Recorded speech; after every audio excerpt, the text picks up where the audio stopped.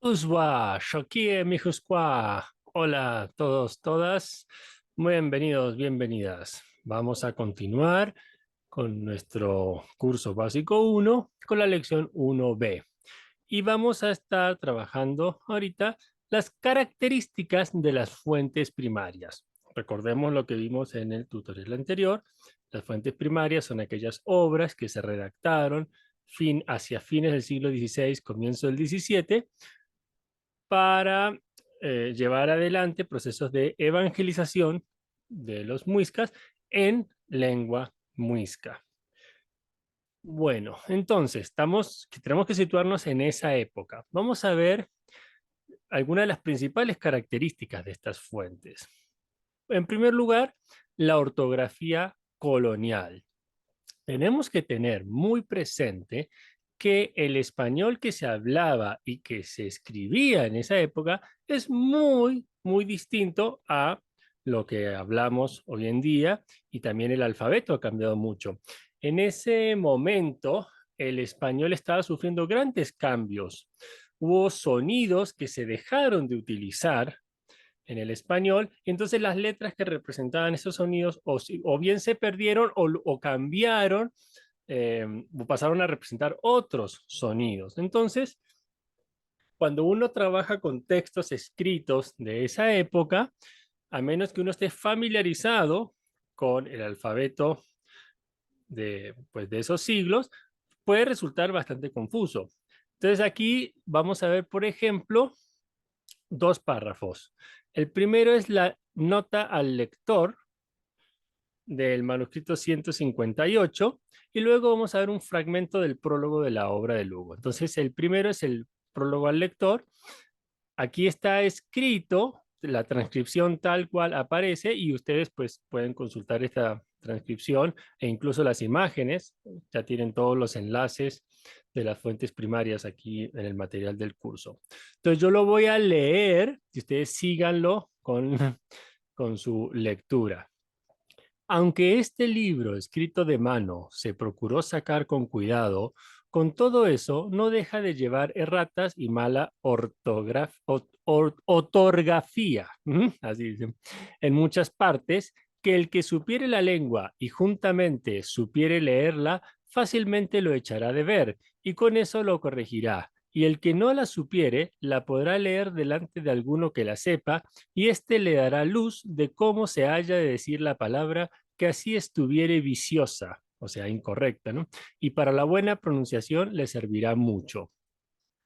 Entonces, bueno, este es el prólogo al lector del manuscrito 158. Y ahora vamos a ver, vamos a ver un fragmento del prólogo de la obra de Lugo, que lo escribe él mismo. Y si acaso hubiera alguno, que no puede ser que falte, que diga que este arte no es importante. Cuando dice arte es la gramática, o que no está conforme a las reglas de gramática, toque con las manos y experimente el trabajo que cuesta, componiendo otro que sea más amplio, útil y claro. Y avisándome, mudaré ejercicio y ocupación, y no sacando a luz ni vistas lo que las tinieblas de mi ignorancia pueden cubrir, encomendaré al olvido el catecismo y vocabulario que he prometido, y pediré perdón de mi osadía y atrevimiento, como desde luego le pido. Entonces aquí vemos cómo Lugo le dice a la gente, bueno, yo trabajé muchísimo para escribir esta gramática, pero si hay alguien que dice que no está bien, todo eso, bueno, que haga su propia gramática y a ver si, para que sepa cuánto cuesta, y ahí sí yo dejo la mía, ¿no? Entonces, como vemos, en estos dos textos hay muchos grafemas, o sea, hay muchas letras que son bastante extraños para los que somos hablantes nativos de español en la actualidad, ¿no? Entonces tenemos la abreviatura de que, es esta Q, y que va hacia arriba, tenemos una S larga, tenemos la C cedilia, que es esta C con esa colita hacia abajo, ¿no? También tenemos, vemos la letra X, pero en palabras que hoy en día nosotros las conocemos con J, como en ejercicio, ¿no? También vemos la letra U delante de vocales para indicar la V o la V larga, ver, llevar. También tenemos el uso de la V corta o de la V delante de consonantes para indicar la U, como en útil. Y también está la vírgula encima de vocales para representar la N, ¿no? Entonces, por ejemplo, componiendo la vírgula, ese simbolito que está delante de la O, significa que uno tiene que pronunciar esa O como on, O más N. La E tiene la vírgula, es en. Entonces la vírgula, que es ese simbolito que conocemos encima de la N en nosotros, arriba de vocales, nos señalaba que había que pronunciar una N después de esa vocal. Entonces, como vemos, pues esa ortografía de la época colonial es bastante diferente a la que nosotros utilizamos. Y en los textos en Muisca vamos a ver que la enorme mayoría de estas características del español de esa época también están presentes. Entonces, ahí vemos cómo tenemos los grafemas, perdón, perdón. Tenemos aquí la abreviatura de que, tenemos la S larga, la C cedilia, como en Shoque, Kubusú y Michewi. Ahí tenemos las referencias de donde están los manuscritos. También tenemos el uso de la U delante de vocales para indicar V o B, back, que significa afuera. Tenemos el uso de la V delante de consonantes para indicar U, umkuchinga, no hagas. Y tenemos la vírgula encima de vocales para representar la N, shunsua, de Lugo. Entonces, si nosotros no conocemos esta característica del español colonial, al verlo en las fuentes primarias, pues nos va a causar seguramente confusión. También hay otro elemento que vuelve aún más complicados a los alfabetos coloniales que se utilizaron para escribir el muisca, y es que hay una gran alternancia de grafemas, o sea, de letras, para representar ciertos fonemas. O sea, es decir, hay algunos fonemas que están representados de muchas maneras diferentes. Y además, hay varios de estos grafemas, estas letras, que representan a más de un fonema. Entonces, todo lo vuelve complicado, más complicado. Por ejemplo, tenemos el fonema I, que aquí está en el alfabeto fonético internacional como la I tachada, que en Lugo siempre fue escrito con un simbolito que él inventó, que es como una Y, una Y con el palito al revés, aquí aparece de esta forma, pero en los manuscritos aparece como la Y o la Y normal o la E. Entonces una palabra como shuk, sacerdote, aparece escrita de diversas formas. Por ejemplo, el sonido de la K en posición final, Lugo siempre escribió esta secuencia como Q y su versión de la Y invertida, le decía él, ¿no? Pero en los manuscritos a veces aparece solo la C, solo la Q, que, K o la Q y la Y, ¿no? Como shock, que significa bien, aparece escrito con todas estas variantes. Asak, que es encima de, aparece con todas estas otras variantes. Hay un sonido del muisca que María Estela propone que es cha, che, chi, cho, chu. Esto lo vamos a trabajar en el próximo tutorial. Y Lugo creó una grafía, que es como un 3 fuera de línea y la, C, y la H, pero y a veces, muy pocas veces, utilizó una C con una S que tampoco ya se usa en el alfabeto actual. Y en la mayoría de los manuscritos aparece como una Z y a veces como ZH y a veces como cedilia, este sonido, ¿no? Entonces la palabra mocha, pasado mañana, tiene estas variantes.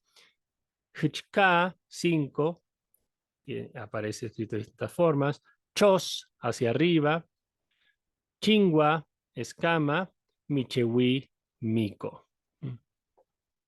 Entonces, ahí vemos cómo la ortografía colonial del español era muy distinta a la ortografía actual y que muchas de esas características se pasaron también a la escritura del Muisca y además se crearon unos grafemas distintos, pero como hubo diversos doctrineros de la lengua muisca, cada uno de ellos pues utilizó grafemas diferentes, entonces pues la ortografía de las fuentes primarias es bastante complicada.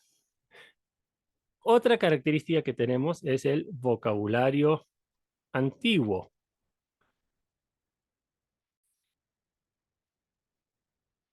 Entonces, tenemos que otra característica muy importante de las fuentes primarias es que hay una cantidad bastante significativa de palabras del español que en esa época tenían un significado y que hoy en día tienen un significado diferente o incluso que se han dejado de utilizar. Entonces, por poner un ejemplo, aparece la palabra escote. Para nosotros, digamos, el escote tiene un significado, esta parte del pecho, pero en esa época el significado era la parte que a cada persona le corresponde pagar de un gasto en común. Es decir, que si van 10 personas a comprar algo, se dividen el precio entre 10 y cada uno paga su escote, ¿eh? Paga lo que le corresponde. Otro ejemplo, en los vocabularios hay una entrada que dice pares de mujer. ¿Y qué significa pares de mujer? Pues la placenta. Entonces es muy importante cuando estamos revisando las fuentes primarias, utilizar los diccionarios del español de esa época para corroborar el significado de las palabras, porque pues han sufrido en algunos casos pues estos cambios muy importantes de significados. Otra característica muy importante de las fuentes primarias son los errores de transcripción e impresión. Y aquí tenemos que tener una claridad. De las fuentes primarias hemos visto que la mayoría son manuscritos. La última persona que copió cada uno de esos manuscritos ya era alguien que no conocía, no hablaba la lengua muisca, sino que estaba copiando el manuscrito. Entonces, se imaginarán que al copiar una lengua que uno no conoce, se cometen muchos errores de transcripción, sobre todo en la separación de las palabras. Entonces aparecen palabras pegadas o palabras separadas, ¿no?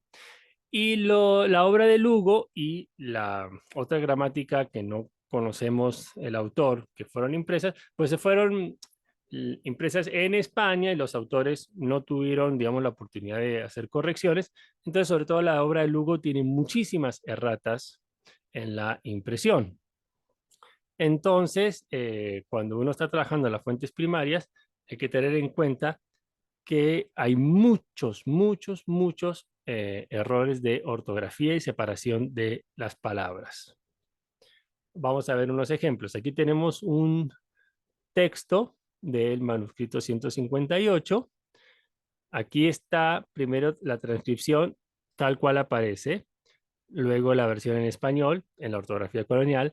Habéis dicho nosotros, indios, no iremos al cielo, porque en muriéndonos nuestras almas también han de morir o se han de ir al páramo y hacerse venados o osos. Esta es una pregunta de los catecismos para averiguar los pecados de los muiscas. Y vamos a ver cómo sería el texto en muisca, pero ya corregido para que ustedes lo comparen. Shie kupkwa sielku shinachinga umgawa, shibgunan shifichka unsie abgunga, komchoku ananga, shikaba komguyak aganga.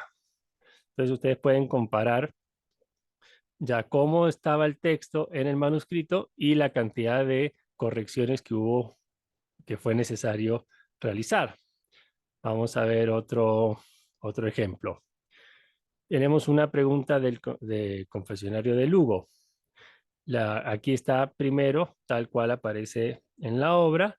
La traducción es, ¿has conocido algún padre que no dice misa? O sea, esta es una pregunta que se le hacía a las mujeres muiscas para preguntar si habían tenido relaciones sexuales con un cura que todavía no estaba ordenado. Entonces, de ahí viene. Y la traducción, digo, el texto muisca ya con las correcciones de ratas, Misa abkusquacha shuk atabe abojocha ummiwa.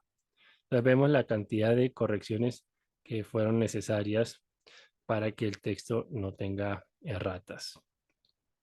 Otra característica muy importante de las fuentes primarias es el sesgo cultural y religioso. Recordemos que los autores fueron sacerdotes católicos, para los cuales la cultura muisca pues era herejía por todo, ¿no? Entonces, la enorme mayoría de las creencias espirituales, religiosas de los muiscas, para los católicos, pues estaban totalmente pues, por fuera de su visión.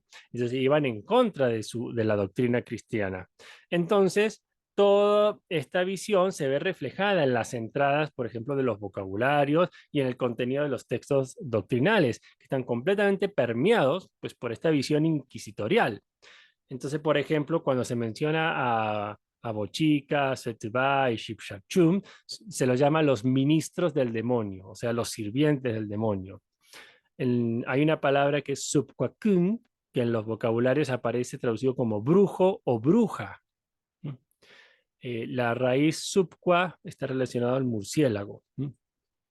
Mascar ayo y ver tabaco son asociados a rituales maliciosos. O sea, si entonces hay preguntas en los confesionarios como, ¿has mascado ayo y tabaco para hablar con el demonio? ¿No?